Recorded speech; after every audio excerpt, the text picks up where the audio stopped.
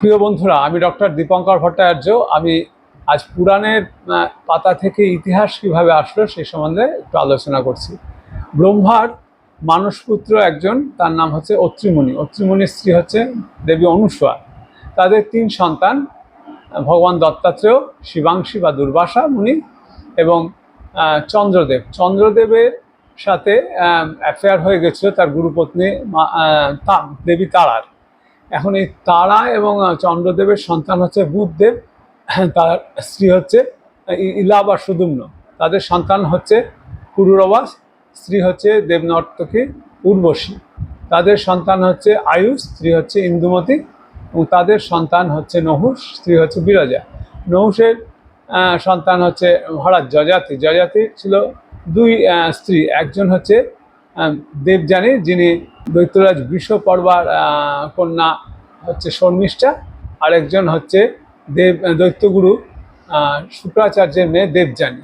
দেবযানীর 2 সন্তান, যদু এবং তুর্বসু, আর শর্মিষ্ঠার 3 সন্তান, দ্রুহু, অনু এবং পুরু। এখন এই পুরু বংশ থেকেই ইতিহাসের বংশ এসছে। পুরু পরে যিনি রাজা হলেন তিনি হচ্ছেন জন্মজয়, তারপর প্রচিনমান, প্রবীর, মনস্য, অভয়দ, শম্ভু, বহুগতি, সংজাতি, বৎসগতি, রৌদ্রস্যু, রন্তিনার, অপ্রতিরোধ, মেধাতিথি, ঐনিল, তংশু, তারপর সুরত, তার স্ত্রী ছিলেন উপদানবী, তারপরে মহারাজ দুষ্মন্ত বা দুষ্যন্ত, স্ত্রী হচ্ছে শকুন্তলা, ভরদ্বাজ, ভরত, ভবমন্যু, বৃহৎক্ষত্র, সুহত্র, হস্তি, অজমির, ঋক্ষ, সংবরণ, তারপর মহারাজ কুরু। এই কুরু বংশ থেকেই পাণ্ডব এবং কৌরব বংশ হয়েছে। মহারাজ কুরুর 3 সন্তান ছিল, একজন হচ্ছে জহ্নু, একজন হচ্ছে পরীক্ষিত, তিনি রাজা পরীক্ষিত নন কিন্তু অন্য একজন, আর একজন হচ্ছে সুধনু। এই সুধনুর যে বংশ, সেখানে পরে পরে যারা রাজত্ব করেছেন তারা হচ্ছে সুধনু, সুহত্র, চবন, কৃতক, উপরিচায়াসু এবং বৃহদ্দত্ত। বৃহদ্দত্তের 2 সন্তান, একজন হচ্ছে কুশাগ্র, একজন হচ্ছেন রাজা জরাসন্ধ।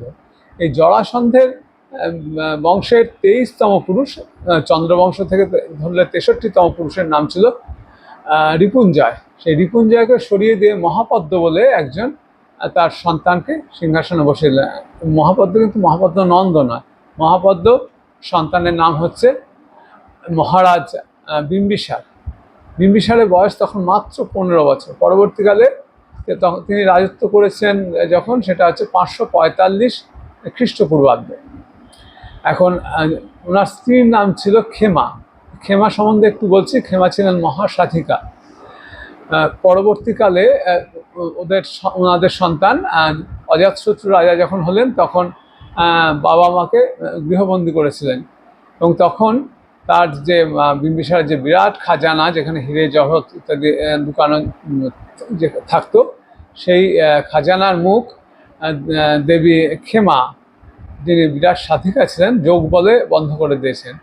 রাজগীরের কাছাকাছি সেই খাজানা আজও আছে। ইংরেজ সরকার এবং ভারত সরকার বহু চেষ্টা করেও সেই খাজানার মুখ আজও পর্যন্ত খুলতে পারেনি। যাই হোক, এখন পরবর্তীকালে অজাতশত্রু রাজা হলেন 491 খ্রিস্টপূর্বাব্দে।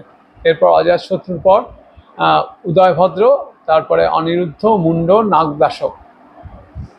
নাগদাসক অত্যন্ত অত্যাচারী ছিলেন বলে প্রজাগণ তাকে সরিয়ে তার মন্ত্রী শিশুনাথ বা শিশুনাগকে সিংহাসনে বসিয়ে দিলেন। শুরু হয়ে গেল শিশুনাগ বংশ। শিশুনাগ বংশে কয়েকজন রাজা রাজত্ব করেছেন। শিশুনাগ, কাকবর্ণ, ক্ষেমধর্মা, ক্ষত্রজা, দর্ভক, উদয়াস্য, নন্দীবর্ধন এবং শেষে দ্বিতীয় কাকবর্ণ বা মহানন্দী। এই দ্বিতীয় কাকবর্ণের যিনি ক্ষৌরকার ছিলেন, তিনি ক্ষৌর কার্য করার সময় তাকে দ্বিতীয় কাকবর্ণ বা মহানন্দীকে হত্যা করে সিংহাসনে বসে গেলেন। তার নাম হচ্ছে মহাপদ্ম নন্দ। শুরু হয়ে গেল নন্দ বংশ। এই নন্দ বংশে কয়েকজন রাজা রাজত্ব করেছেন। নন্দ বংশের প্রথমে মহাপদ্ম নন্দ, তারপরে মহাপদ্ম নন্দের পরে যারা রাজত্ব করলেন তারা হলেন পণ্ডুক গতি, ভূতপাল, রাষ্ট্রপাল, গভীরসেনক, দশসিন্ধক, কৈবর্ত এবং পরে ধননন্দ। এই ধননন্দের সময় বীর দ্বিতীয় ফিলিপের পুত্র আলেকজান্ডার ভারতবর্ষে এসেছিলেন। চিনাব এবং ঝিলম নদীর মাঝে মহারাজ পুরুর সাথে তার যুদ্ধ হয়েছিল। এরপরে ধনানন্দকে সরিয়ে দিয়ে তিনি সিংহাসনে বসলেন। তিনি মৌর্য বংশে চন্দ্রগুপ্ত মৌর্য তক্ষশিলা চাণক্যের সহায়তায় সিংহাসনে বসেছিলেন। চন্দ্রগুপ্ত মৌর্যের পর বিম্বিসার রাজা হলেন। এরপর মহামতি অশোকের 3 ছেলে এবং 1 মেয়ে ছিল। বড় ছেলে হচ্ছে মহেন্দ্র, তারপরে কুণাল, এরপরে কন্যা হচ্ছে সংঘমিত্রা এবং ছোট ছেলে হচ্ছে জলৌকা বা জলৌক। এই যে এদের মধ্যে মহেন্দ্র অত্যন্ত ধার্মিক প্রকৃতির ছিলেন। যখন অশোক রাজত্ব করছিলেন তখন তিনি তার স্ত্রী ছিল, তার নাম তিষ্যরক্ষিতা। তিনি ছোট স্ত্রী ছিলেন এবং অত্যন্ত রূপসী ছিলেন। মহেন্দ্র তখন যুবক এবং তার রূপে তিষ্যরক্ষিতা মুগ্ধ হয়েছিলেন এবং ফলে তাকে কোনো কুপ্রস্তাব দিয়েছেন যাতে মহেন্দ্র রাজি হতে পারেননি, এবং তার ফলে তিষ্যরক্ষিতার নির্দেশে মহেন্দ্র 2টো হাত কাটা গেছিল এবং তিনি রাজা হতে পারেননি।